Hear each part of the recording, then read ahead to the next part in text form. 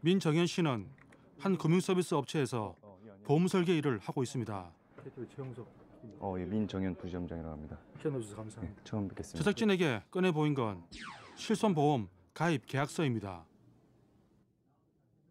일단 요즘에 실손보험들 많이들 하고 있고 어떤 그 필수보험이라고들 많이 하지 않습니까? 저도 이제 50대인데 저 같은 나이대도 많이 좀 하고 있습니까?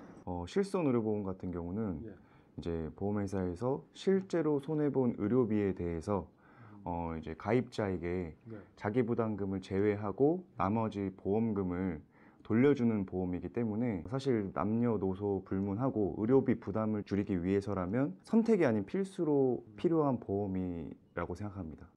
제가 이제 계약을 하려고 하면 별도로 준비해야 되는 서류가 있습니까? 계약 같은 경우는 지금 이 자리에서 5분 정도 상담하고 즉시 모바일이나 서류를 통해서 바로 가입도 가능하십니다. 그런데 일사천리인 가입에 비해 상당히 복잡하고 시간이 걸리는 과정이 있습니다. 바로 보험금 청구입니다. 보험을 청구할 때 청구 신청서라는 게 있습니다. 근데 이제 보험사마다 양식이 다 다르기 때문에 그 양식을 해당 보험회사 홈페이지 들어가서 다운을 받거나 아니면 고객센터에 전화를 해서 그 양식을 보내달라고 해서 그 서류를 가지고 보내야 됩니다. 청구 신청서 외에도 의료기관을 방문해 직접 영수증과 진료비 세부 내역서, 통원 확인서 등의 증빙 서류를 발급받아야 합니다. 그래서 이런 부분은 영수증, 병원 영수증, 병원 영수증이 이렇게 필요하고 이 병원 영수증 금액에 따라서 각각 항목이 어떤 항목으로 이 금액을 지불했는지에 대한 세부 내역서가 이렇게 좀 같이 필요합니다. 야, 그러면은 저기 치료를 받은 게 많으면 되게 많아지겠네요. 맞습니다. 그런데 이때 극히 일부 사례를 제외하고 종이 서류 발급이 필수라고 합니다. 통틀어서 이제 정리된 문서라면은 요걸 이제 병원에다가 얘기를 해야 되잖아요. 맞습니다. 병원에서 이제 뭐 퇴원하시거나 아니면 통원했다가 나오시면서 원무과에다가 요청하면 보통 이렇게 발급해 줍니다. 야, 근데 원무과에서도 바쁘던데 항상 보면 이거 떼어준다고 또 이렇게 시간도 많이 부르고 뭐 그런 게 있더라고요. 그런 경우도 있습니다. 네. 가입자는 의료기관으로부터 발급받은 종이 서류를 보험사를 방문하거나 우편, 팩스 등을 통해 제출하게 되는데요. 이런 방식으로 몇 해 전부터는 모바일 앱으로도 청구할 수 있게 됐습니다. 허나 이마저도 발급받은 종이 서류를 사진으로 찍어 전송하는 방식입니다.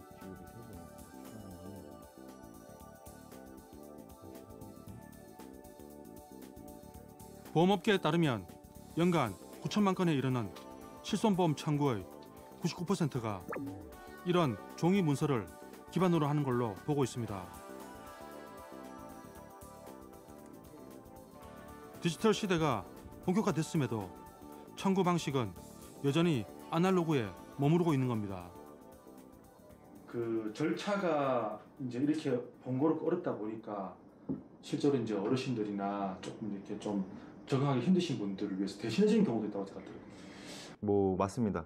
왜냐하면 이제 고객분들이 이제 한 설계사당 뭐 1,000명, 2,000명, 3,000명 있는 설계사분들은 이제 고객분들한테 이제 병원 다녀오시면 연락이 굉장히 많이 옵니다, 하루에. 이제 그런 경우에 이제 청구를 하면 중간중간에 이제 누락이 되다 보니까 이제 이런 경우에 이제 회사마다 조금씩 지침은 다른데 저희 회사 같은 경우는 이제 청구를 하는 부서 팀이 또 따로 있어서 제 검토를 중간에 또 한 번 더 해줍니다. 행정 비용도 만만치가 않겠네요. 맞습니다.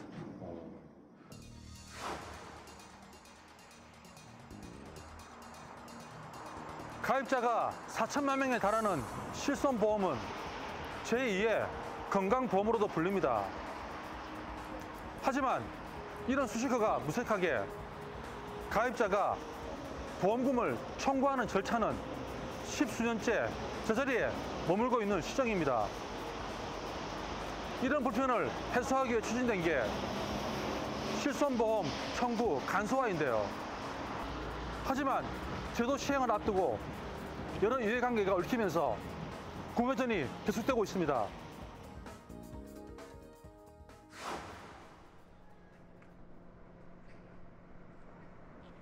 이쪽으로 안내해 드리겠습니다.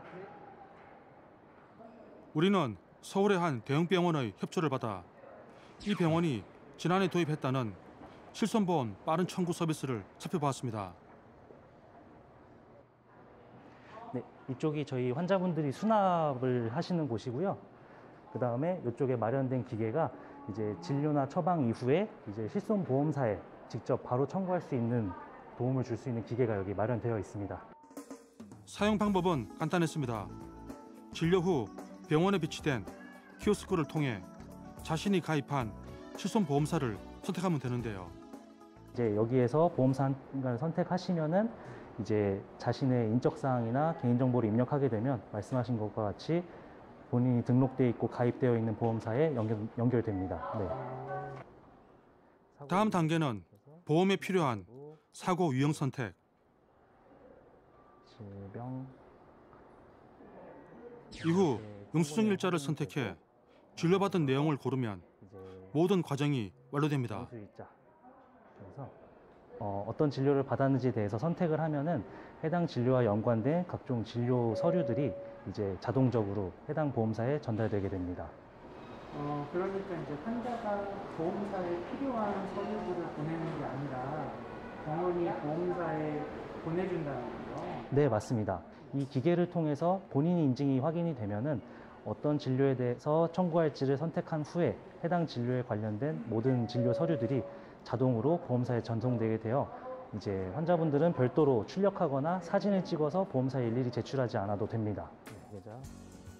클릭 몇 번만 하면 실손보험 청구가 완료되는 건데요. 소요되는 시간도 수분 내외로 매우 간편했습니다. 그럼 따로 환자가 준비할 거는 없나요? 네, 환자분이 준비해야 될 거는 없고 그냥 이제 단지 환자분께서 어떤 진료에 대해서 청구를 하실 건지만 이제 나오는 목록을 보신 후에 확인을 해서 선택만 해주시면 됩니다. 써본 이용자들에겐 하나같이 만족과 칭찬이 이어지고 있습니다.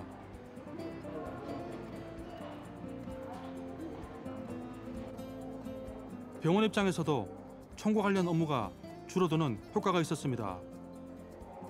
간소화 시스템 도입 후 행정 효율성이 높아진 겁니다.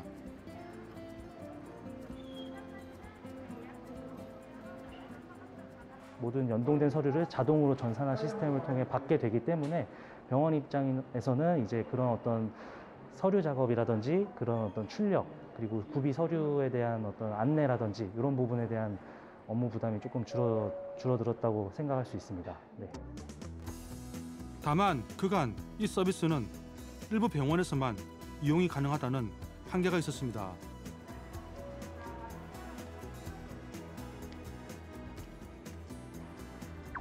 통계에 따르면 자율적으로 청구 전산화에 참여한 의료기관은 전체 10만여 곳 중 1% 이하.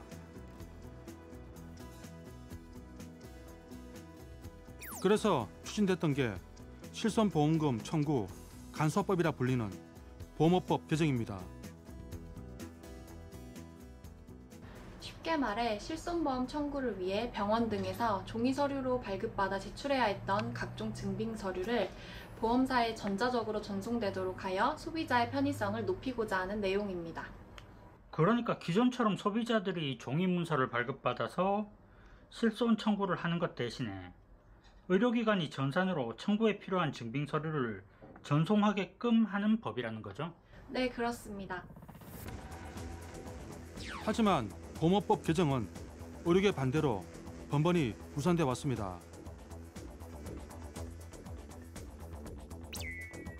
당시 의료계가 반대의 논구로 삼은 건 보험사와 가입자 간의 사적 계약인 실손보험 청구를 의료기관이 대행하는 것 자체가 부당하다는 것이었습니다.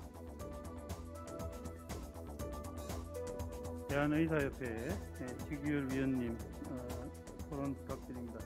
우리가 흔히 일반 교통기관이나 내용을 이용하지 않고 버스나 대중교통, 지하철을 안 타고 어떻게 보면 택시를 타고 자가용을 타는 건 좀 편리성과 편함을 위함입니다. 그 편리함을 해주기 위해서는 뭔가 그거에서 이익을 챙기고 그거에서 회사를 운영한 사람이 우선적으로 나서서 거기에 대해서 가입자에 대해서 뭔가를 제공하고 기준을 하는 게 맞지. 이것을 마치 의료기관이 내용을 합의를 안 해주고 도와주지 않아서 안 되는 것처럼 비춰지는 것 자체가 저는 조금 이해할 수가 없습니다. 환자의 진료 기록이 상당히 민감한 개인정보라는 점도 쟁점이었습니다. 전산망으로 송부할 경우 유출 우려가 있는 데다 보험사가 이를 추적할 경우 보험금 지급이나 갱신 거절의 수단이 될 수 있다는 것. 만약에 이렇게 소액까지도 청구가 되게 되면 낙전 수입이 감소하고 보험사 손해율은 분명히 증가할 것입니다. 보험사 손해율 증가하면 당연히 소비자한테 2년도나 아니면 3년 후에 갱신될 때 보험료는 인상으로 가져올 것입니다. 14년째 논의가 공전하며 가장 고통받아야 했던 건 다름 아닌 소비자입니다. 매월 실손보험에 대한 납부 금액은 어느 정도 되실까요? 첫째 같은 경우에는 한 4만 얼마고요. 둘째는 5만 8천 원 정도 납부하고 있습니다. 그러면 대략 10만 원 정도 납부하십니다. 네. 하지만 매달 적지 않은 돈을 지출함에도 실제 보험금 수령으로까지 이어지는 경우는 많지 않았습니다. 복잡한 청구 과정 탓인데요. 한 씨에게 보험사 모바일 앱에 접속을 부탁해 봤습니다. 긴장해서인지 앱에 로그인하는 것조차 쉽지 않아 보였습니다. 그러니까 간편 로그인 서비스를 설치해야만 가능하다고 뜨네요. 그러면 그러면 간편 인증이 없으면 로그인이 안 되나?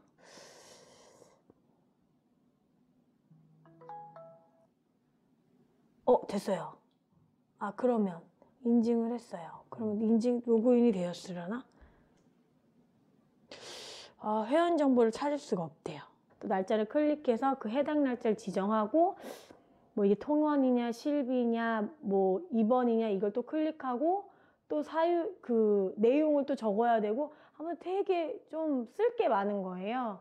그러니까는 마음 먹고 쓰다가도 뭐 하나 잘못했을 때 뒤로 가기로 했을 때 다시 처음부터 가게 되는 경우도 있어가지고 그렇게 몇 번 하다 보니 솔직히 안 하게 돼요.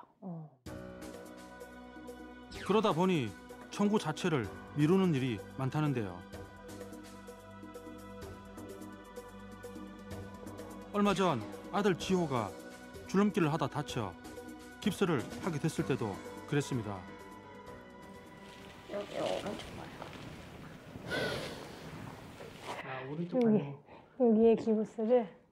오른쪽에 기부스를 하셨던 거예요? 네. 그러면 그것도 다 실손보험으로 처리하셨나요? 아직 처리는 안 했어요. 네, 이제 해야 되는데. 소액인 경우 아예 보험금 청구를 포기하는 일도 많았습니다. 해야 할 것도 있고 그렇긴 하는데 이제 보시면 실손보험을 통해 비급여 의료비 부담을 줄이고 싶다는 바람을 불편한 청구 절차가 가로막고 있는 셈입니다.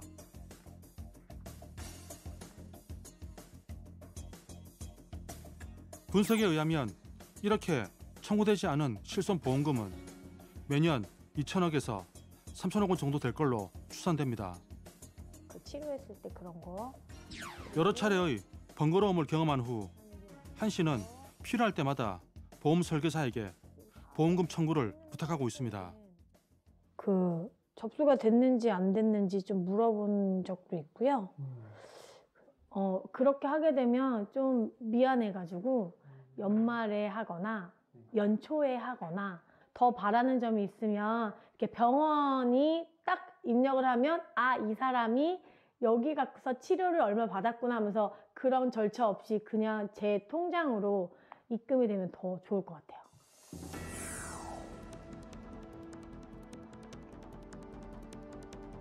(2009년) 국민권익위가 처음 제도 개선을 공문한 이후 지금껏 국회에서 발의된 관련 법안만 8건. 하지만 개정안은 매번 문턱을 넘지 못해왔는데요. 그런데 올해는 분위기가 달랐습니다.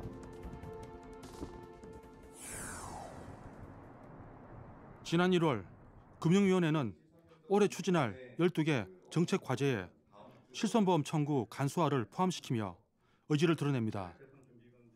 실손보험 청구 전산을 통해서 보험가입자가 절차가 번잡해서 보험 신청을 포기한 일이 없도록 해나가겠습니다. 지난해 8월 대통령 주재로 열린 규제혁신 전략회의에서도 주요 행정입법 과제로 청구 간소화 방안이 포함됩니다. 그간 각 부처가 발굴한 규제 혁신 과제는 계획대로 추진을 해서 국민과의 약속을 꼭 지키겠습니다. 여당의 추진 의지도 강했습니다. 피부로 바로 체감될 민생 법안인 만큼 반드시 처리해야 한다는 건데요. 의료계는 국민 삶의 질과 의료 환경을 획기적으로 개선할 수 있는 개혁을 거부해서는 안 될 것입니다. 대통령 직속 자문위원회인 디지털 플랫폼 정보위원회의 주관으로 전담팀도 꾸려졌습니다. 관련된 이해 관계자들이 모두 참여한 전담팀은 이때가 처음입니다. 그간 한 번도 제대로 협의가 되지 않았던 사안인 만큼 논의가 굉장히 치열하게 진행이 되었습니다. 보험업계뿐 아니라 의료계 쪽에서도 청구 전산화를 완전히 반대하는 건 아니다라는 기본 입장을 확인할 수가 있었고, 그런 부분이 있기 때문에 의료계 쪽에서 반대를 하는 부분도 있었지만 계속 논의를 진행하면서 충분히 협의가 이루어질 수 있었던 것 같습니다. 전담팀에서 논의된 내용이 반영된 보험업법 개정안은 지난 6월 소관 상임위를 통과합니다. 이 법이 통과되면 환자는 병원에서 진료받으면 자동으로 보험이 청구되는 겁니까? 아니면 환자가 요청을 해서 청구되는 겁니까? 하는 겁니다. 그러니까 이 법은 종이로 하던 걸 갖다가 전자적으로 하다는 거 이외에는 아무것도 없습니다. 그럼 전자 시스템 중개기관이 환자 진료 정보 이걸 언제까지 보유를 하는 겁니까? 전송된 정보를 언제까지 보유를 하는 겁니까? 전혀 저 집중을 안 저 바로 파기입니다.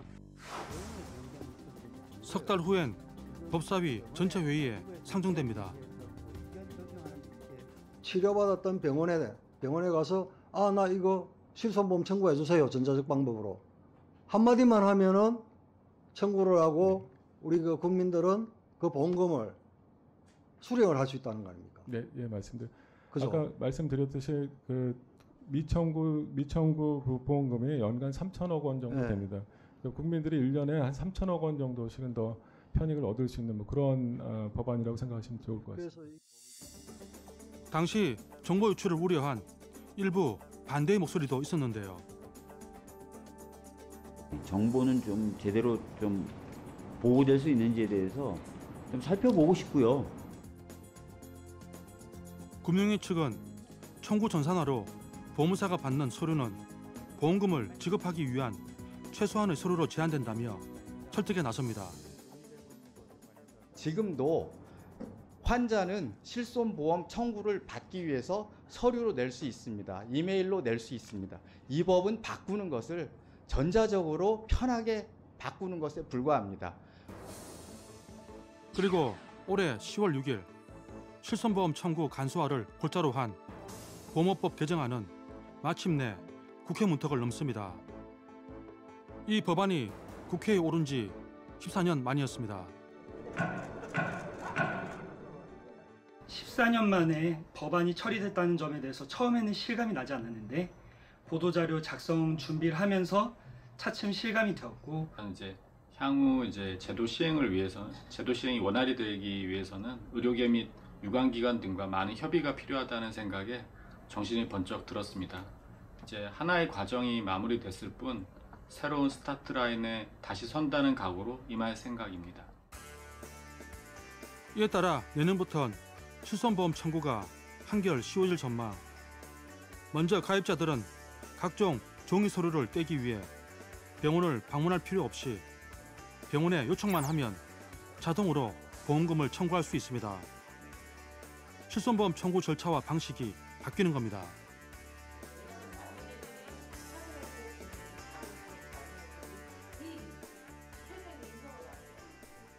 당연히 병원이죠. 그러니까 제가 이제 진료 보고 나와서 계산하고 집에 와서 어머 실손 있는 거 떼워야 된다. 까먹은 경우가 많거든요. 그래서 다시 방문하려면 시간을 내서 또 가야 되잖아요. 그런 불편함이 없어진 것 같아요. 예. 전화 한 통하든가 아니면 바로 이제 그 병원 측에서 진료 끝나면 얘기를 하겠죠. 예. 그렇게 돼서 되게 좋은 것 같아요. 아마 반만 사용하지 않을까. 처음에는 제가 먼저 병원 가서 청구하는 거를 하다가 이제 어느 정도 그 법안이 그게 확정되고 어느 정도 안정화됐다고 하면 2번은 사용하게 되겠죠. 특히 번거로움으로 인해 포기 사례가 많은 소액 청구권이 크게 줄어들 걸로 기대됩니다. 소비자의 보험금 청구라는 당연한 권리를 되찾게 되는 겁니다. 간소화된다라면 저는 무조건 다 청구할 겁니다. 네, 저희는 또 가족이 6명이어가지고요. 제가 적극적으로 실손 제가 다 못하면은 앱을 직접 제가 해가지고라도 저는 다 탈 겁니다. 그럼 이게 좀 가게에 좀 보탬이 될까요? 그럼요. 저 가게 보탬도 되고 또 시부모님의 사랑도 받을 것 같습니다. 이거 보험기관으로 전송해주세요. 이 말 한마디면 되는 거기 때문에 아무래도 그전보다는 더 나을 것 같고요. 지금 요즘 경기가 힘든 건 사실이잖아요. 그러니까 뭐 10,000원이든 뭐 몇십만 원이든 받을 수 있다면 받으면 좋죠. 보험업계는 소액 청구도 쉬워지는 건 물론이고 보험금 지급도 지금보다 더 빨라질 걸로 예상합니다.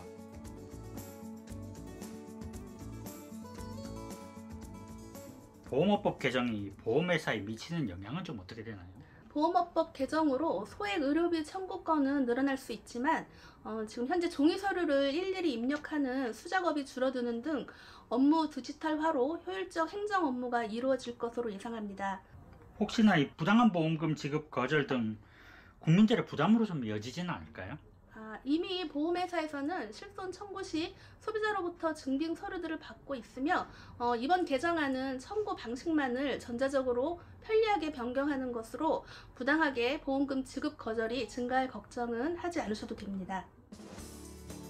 다만 그동안 가장 큰 쟁점이던 전송 대행기관 지정 문제가 남아 있습니다.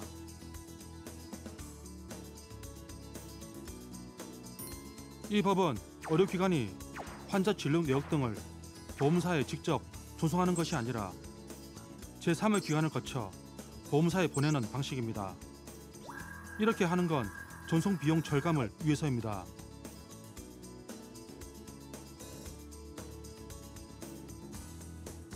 의료계는 그간 전송 대행 기관 지정을 두고 유력하게 거론되던 심평원을 반대해 왔는데요.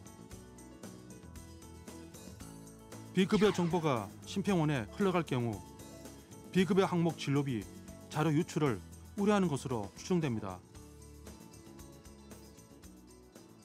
지금까지 해온 것처럼 앞으로도 대화를 통해 서로의 견해를 좁혀나가는 작업을 계속해 나갈 것이고요. 모든 협의는 소비자의 편익 제고 관점에서 진행할 것입니다. 14년간 이어온 청구 간소화의 마지막 관문을 무사히 넘을 수 있을까요? 귀추가 주목됩니다.